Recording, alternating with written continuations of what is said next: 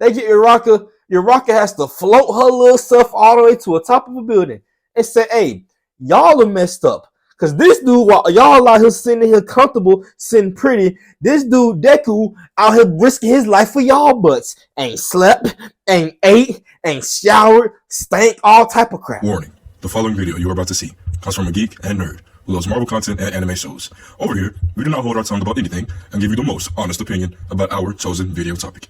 We do things that other content creators don't do. If you want someone like you to dissect said topic, subscribe and join other geeks in this space. While you are at it, leave a like on the video. Enjoy.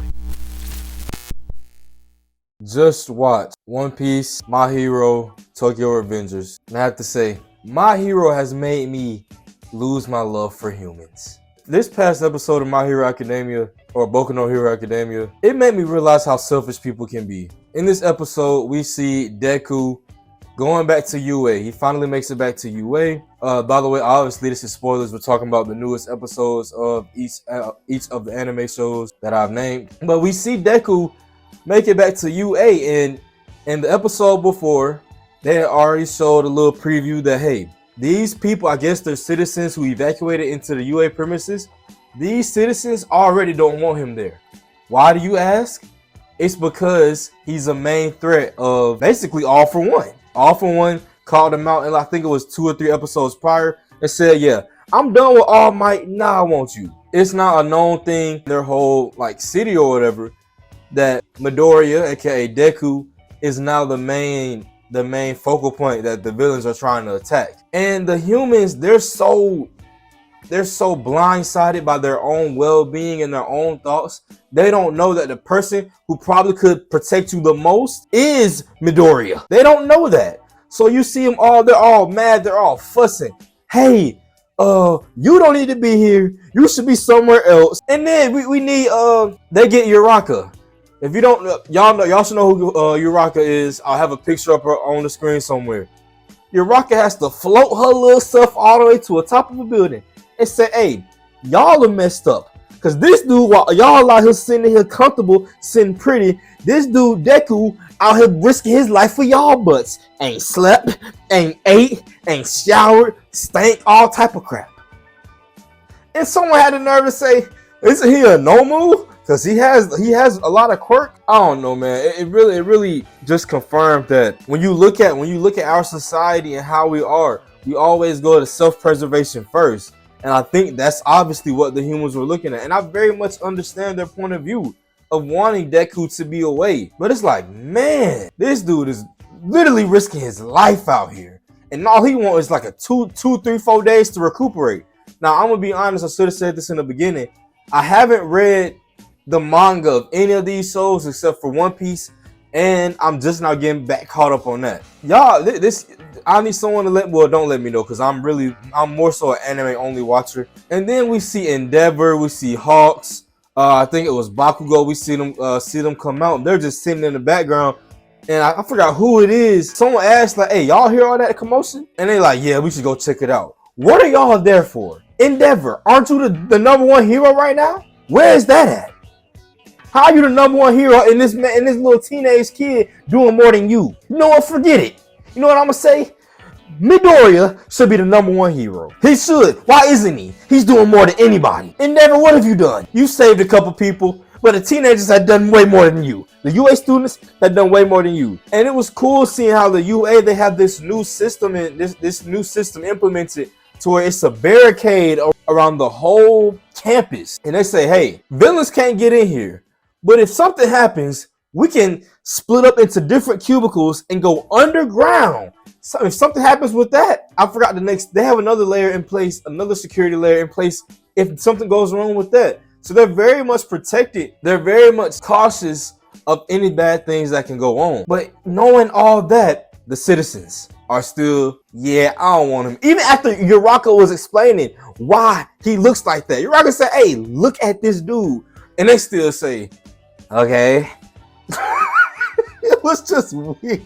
It was so weird to watch that, bro. It was like, man, this is our society, because that's real life. Anyway, moving on to Tokyo Revengers. I caught up all the way to Tokyo Revengers within 2 days because I did not know that it was on Hulu. Now, if y'all don't know, Instead of it being on Crunchyroll like the first season was, it is now on Hulu, and it's on Disney Plus, and it's on a different streaming platform, but it's only on Disney Plus in the UK, and the second streaming platform is only on the UK. This Tokyo Revengers episode, the latest episode, we see Kisaki, we see him being banished from the Tomon gang. Now, I'm kind of torn with this, and like I said, I haven't read the Tokyo Revengers manga at all. I'm torn with this whole anime, with this season alone from what I've seen, because I'm gonna be honest, Takemichi, you're kind of useless.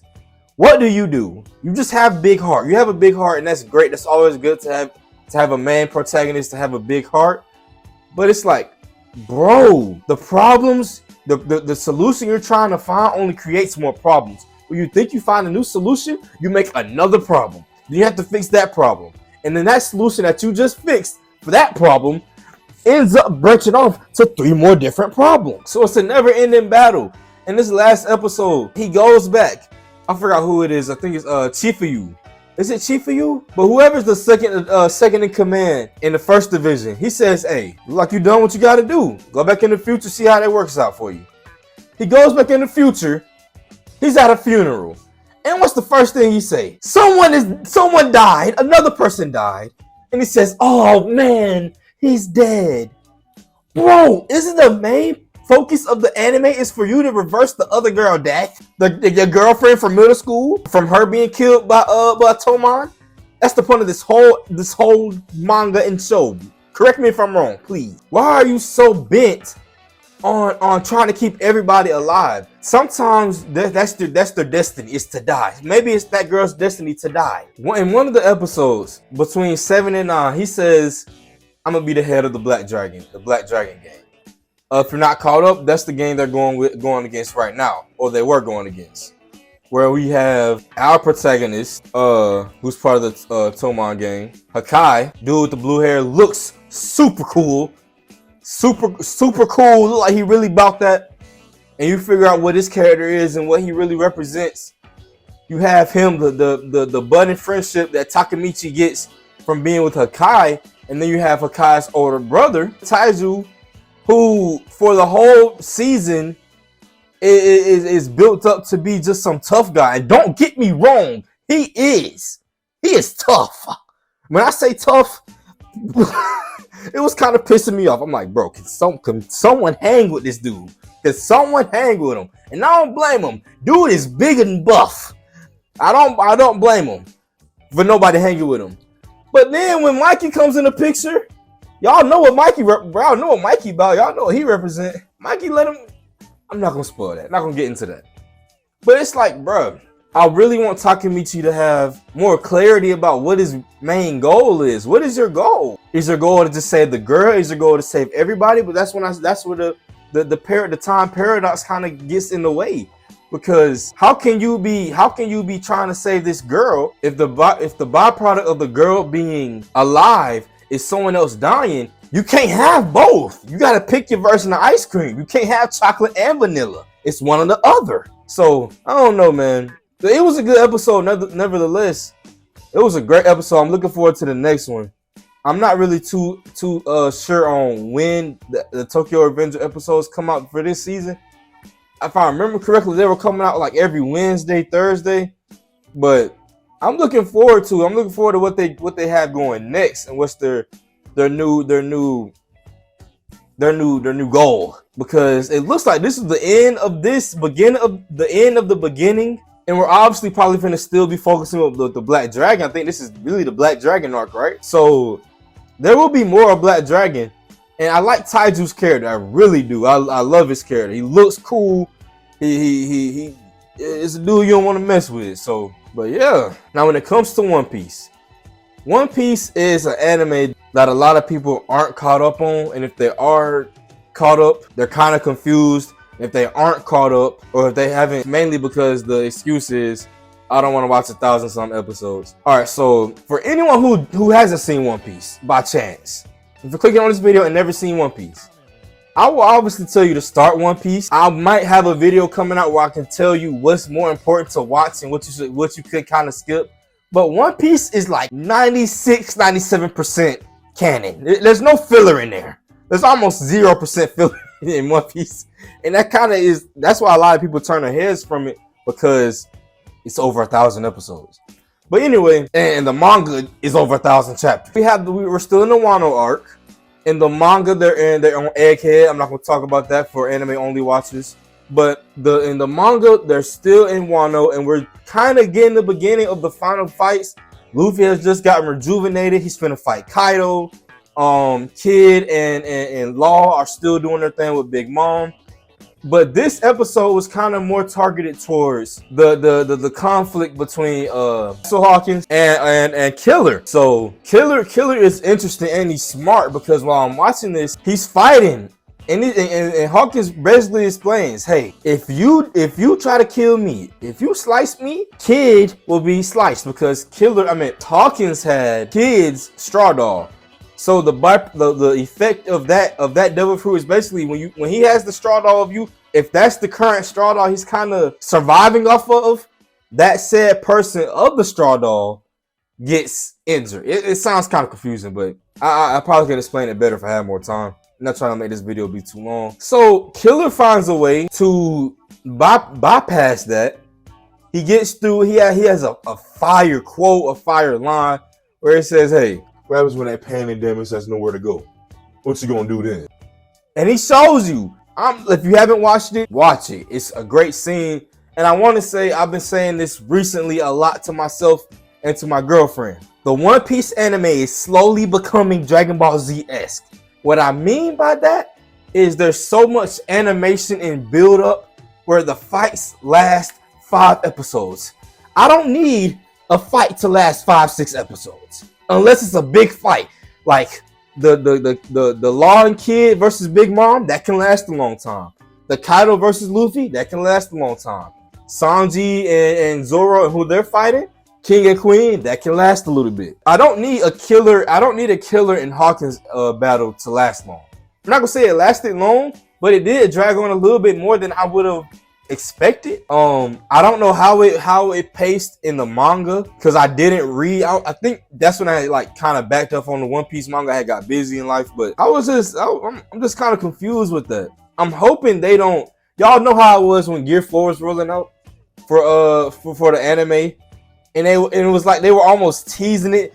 They teased it for like 4 episodes, and then we finally get Gear 4. But the last scene, if I remember correctly, the little final scene is when Luffy's gonna blow up his arm and says Gear 4, and then it's another episode.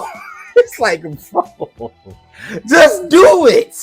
No Nike, just do it. Just go ahead and get the process over with. We know what's coming. Most people know what's coming when it's big like that. Yeah, that episode was about kidding Killer and Hawkins. It wasn't anything really too crazy. I actually think the last episode before that was a little better.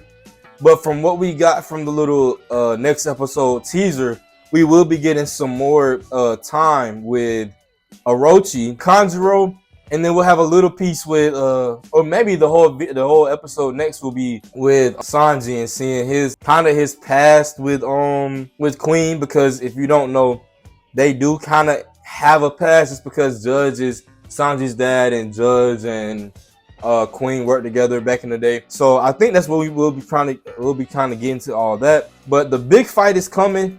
I still feel like we have a good ways to go until we get Gear 5 in the anime, but yeah, that's basically all we had when it comes to these 3 anime shows. If you want me to talk about other shows, comment down below. I'll probably try to catch up on them if I'm not already watching them already. I plan on also talking about Blue Lock too, but unfortunately I'm like 5-6 episodes behind. That's all. If you love the video, like the video. If you don't love the video, still like the video. On the road to 100 subscribers. We are slowly approaching 50 subscribers. So I want to thank everybody who is tuning in, who is watching. I do Marvel and anime content. This is kind of like my first official anime only video. I did an anime quiz a couple weeks ago if you want to go check that out. But yeah, that's it. Have a good day. Peace.